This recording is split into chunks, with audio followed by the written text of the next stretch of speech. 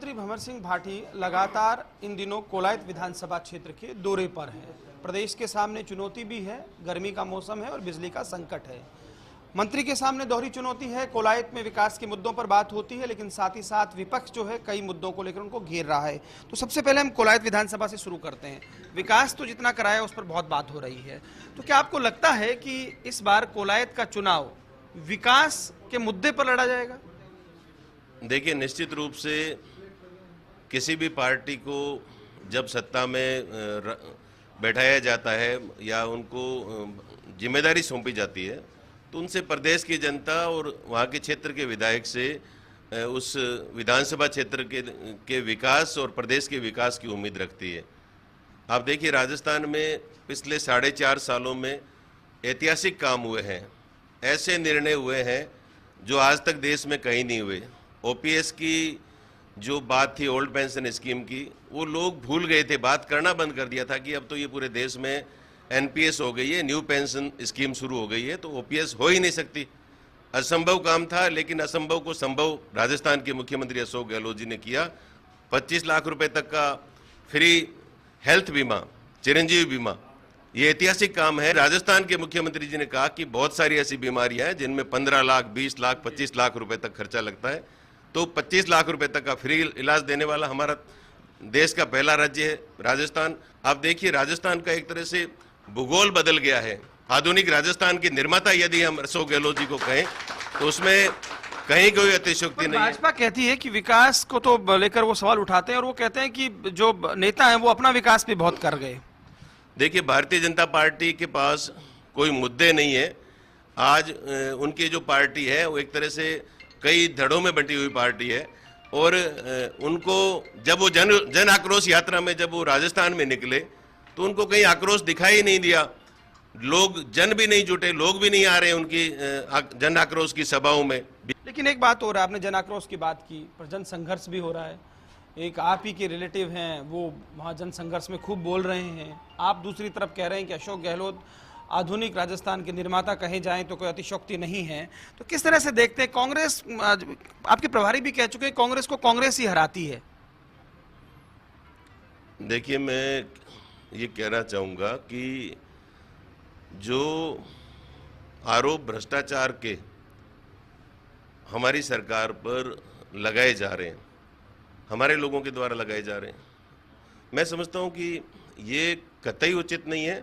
ACB, Rajasthan की भ्रष्टाचार निरोधक ब्यूरो है, उन्होंने रिकॉर्ड काम किए, हर तरह के अधिकारियों के खिलाफ कार्रवाई की है। कोई जनप्रतिनिधि भी यदि भ्रष्टाचार में लिप्त पाया जाता तो उनके खिलाफ कार्रवाई की है। आरपीएससी के जो मेंबर्स हमारी सरकार ने नियुक्त किए, लेकिन उनकी कहीं गलती है तो उनके खिलाफ भी एसीबी ने कार्रवाई की है। और एसीबी जिस प्रकार से 4.5 सालों में एसीबी ने काम किया, वो अपने आप में एक तरह से बड़ा कीर्तिमान आप कह सकते हैं। बड़ी बड़ी कार्रवाइयाँ हुई है, और अपने कुछ राजनीतिक सोच के जरिए वो लोग आरोप लगा रहे हैं, तो मैं उसमें ज़्यादा कुछ तो नहीं कहना चाहूँगा। लेकिन राजस्थान के मुख्यमंत्री जी की जो छवि है और राजस्थान के मुख्यमंत्री जी का जो 40 साल का जो अनुभव है, उनका जो काम है, उस काम पर आज विपक्ष भी उंगली नहीं उठा सकता, तो हमारे लोगों को तो कम से कम नहीं उठानी चाहिए। और आप ठीक बात करें, पर आपको क्या लगता है? आपके तो चूंकि रिश्तेदार भी हैं, हृदय परिवर्तन वो बहुत तारीफ करते थे, आप भी कई बार साथ होते थे ऐसे मंचों पर, वो मुख्यमंत्री की जितनी तारीफ करते थे, मुख्यमंत्री भी बड़े, उनके रिश्ते बहुत अच्छे थे। तो ये हृदय परिवर्तन जो राजनीति में है कि इधर दिल नहीं लगा तो उधर लगा लो, इसका कुछ समझ में आया क्या आपको मॉडस ऑफेंडी?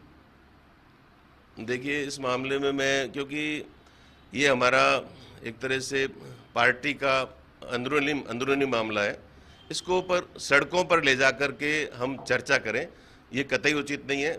यदि कोई नाराज़गी है, यदि कोई बात है, तो उसको पार्टी के मंच पर उठाना चाहिए। पार्टी के स्तर पर हमारे प्रभारी हैं, महासचिव हैं, और भी हमारे पार्टी के जो नेता हैं, उनके सामने ये बात उठाई जानी चाहिए, न कि सार्वजनिक मंचों से या मीडिया के माध्यम से उठाई जानी चाहिए। ऊर्जा मंत्री के तौर पर एक आखिरी सवाल, राजस्थान की जनता चूंकि गर्मी जिस तरह की है और जिस तरह की समस्याएं हैं, क्या कहेंगे, किस तरह से आश्वस्त करना चाहते हैं? क्या स्थिति है बिजली को लेकर और क्या कुछ सरकार कर रही है? देखिए, बिजली की डिमांड पिछले 3-4 सालों से हर साल बढ़ रही है। इस साल भी गर्मी ज़्यादा है, बिजली की मांग काफ़ी ज़्यादा बढ़ी है। हमारे पास बिजली की उपलब्धता की डिमांड के मामले में अनुपात में यदि देखें तो कमी है। कोयला जो भारत सरकार के नियंत्रण में आता है, पिछले साल भी हमें मजबूरी में इंपोर्टेड कोल खरीदना पड़ा, क्योंकि भारत सरकार ने, कोयला मंत्रालय ने, विद्युत विभाग ने ये कह दिया था कि कम से कम 10% इंपोर्ट कोयला सभी राज्यों को लेना है, ये मैंडेटरी कर दिया था। तो हमें भी 10% इंपोर्टेड कोल लेना पड़ा।